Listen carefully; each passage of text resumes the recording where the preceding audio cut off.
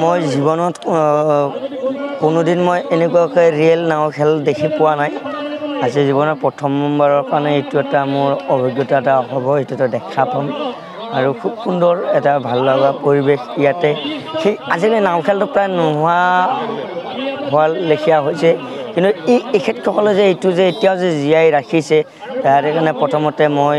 এই কমিটিৰ সমূহ দাদাসকলক মই মানে ধন্যবাদ জ্ঞাপন কৰিছোঁ এনেকুৱাকৈ আমাৰ কিছুমান আগৰ যিবিলাক মানে খেল বা আগৰ কিছুমান বস্তু এই ক্ষেত্ৰসকলে যিটো ধৰি ৰখাৰ এটা প্ৰয়াস সেইটোক লৈ যথেষ্ট আমি ভাল পাইছোঁ কাৰণ কি এইবিলাক মানে প্ৰায় লুপ্ত হৈ গৈছিল মই এখেতসকলক মোক আজি ইয়াতে আমন্ত্ৰণ জনোৱাৰ কাৰণে এখেতসকলক মোৰ তৰফৰ পৰা ধন্যবাদ জ্ঞাপন কৰিছোঁ কাৰণ কিয় এনেকুৱা এটা ধৰা হ'ল এনেকুৱা যিটো খেল বা অকল এখেতসকলেই নহয় বেলেগ বেলেগ জেগাতো পাতক মই ভাবোঁ তেতিয়াহে মানে কি আমাৰ আগৰ খেলবিলাক আকৌ মোটামুটি মানুহে গম পাব যে এইবিলাক খেল আমাৰ মাজত এটা সময়ত ব্যাসৰবে ডাইলগটো আচলতে এতিয়া অকণমান পাহৰা গৈছে কাৰণ মানে এনেকৈ বিহুৰ আগতে কৰা হ'লতো আজিৰ পৰা শ্বুটিং আছিলে আজি মই নগ'লোঁ মানে কি বিহুত বহুত কিবা কিবি খোৱা গ'ল যে সেইবিলাক মানে কি তলত বহাই দিছে গতিকে পৰৱৰ্তী সময়ত বাৰু কম বাৰু ডাইলগটো মানে কি মুখত অহা নাই এতিয়া গতিকে বাকী কম বাৰু পিছত আছে ন সময় যথেষ্ট আছে আমি থাকিম আৰু আপোনাৰ চেনেলৰ যোগেৰে সমূহ অসমবাসীকে পলমকুৱা হ'লেও নৱবৰ্ষৰ শুভেচ্ছাৰ লগতে ভোগালী বিহুৰ শুভেচ্ছা জ্ঞাপন কৰিছোঁ ধন্যবাদ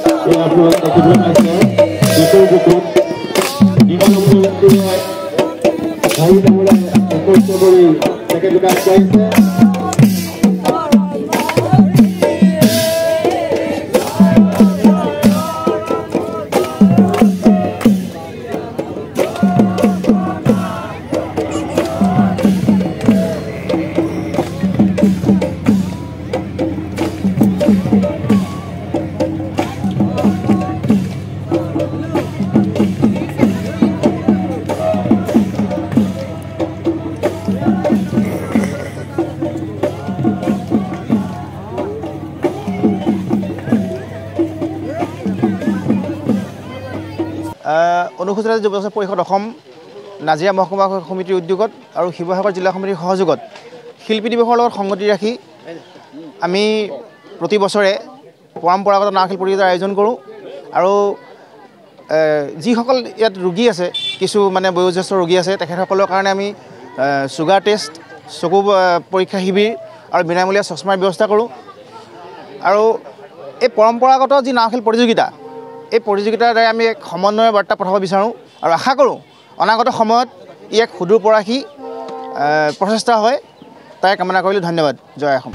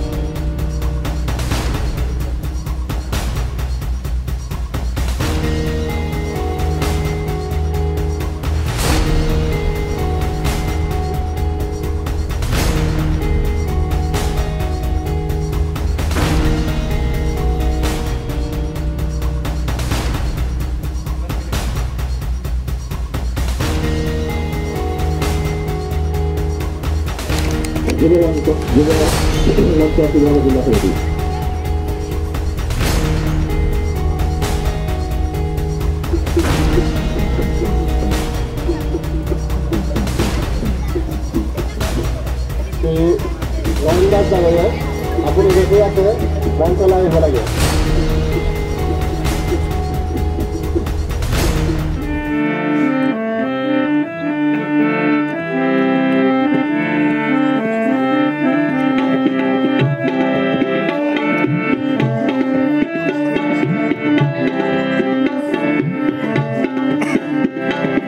ইতিহাসে গৰকা নাজিৰা এখনি ইতিহাসে গৰকা নাজিৰা এখনি ৰঞ্জি পৰকা প্ৰকৃত কথাই কাষেদি বৈ যোৱা দিশৰ দুয়ো পাৰে নানা জাতি উপজাতি প্ৰীতিৰে নজৰিৰে আছে বান্ধাই এই দিশৰে বুকুতে ধাৰণিতে এই দিশৰে বুকুতে ধাৰণিতে নাও খেল পাতিছিল গাঁওবাসীয়ে হৰিনাম গাই গাই আশীষ মাগিছিল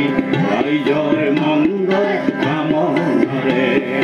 ৰাইজৰ মংগল কামনাৰে সেয়েহে আজি নাও খেল পাতিছিল পৰম্পৰা এইখনে আমাৰ ওপৰ নাজিৰা এইখনে আমাৰ ওপৰ নাজিৰা জোৰ জুলুমকৈ বঙালী ভাষা জাপি দিবলৈ চেষ্টা কৰা হৈছে হিন্দী ভাষা জাপি দিবলৈ চেষ্টা কৰা হৈছে আৰু সমান্তৰালকৈ অসমীয়া মাধ্যমৰ বিদ্যালয়সমূহ বন্ধ কৰি দিয়া হৈছে আমাৰ মুখৰ মাতষাৰ যদি আমি আমাৰ আজন্ম গৃহভূমিত ক'ব নোৱাৰোঁ তেনেহ'লে আমি ইয়াত জীয়াই থকাৰ লাভ কি আছে সেইকাৰণে আমি কৈছোঁ যে ঐক্যবদ্ধ সংগ্ৰাম আজি এই অসমীয়া জাতিটোৰ কৃষ্টি সংস্কৃতি ঐতিহ্য ধৰি ৰখাত আটাইতকৈ যদি ডাঙৰ ভূমিকা আছে সেইটো হৈছে কৈবৰ্ত সমাজৰ ভূমিকা আৰু তাক আমি সদায়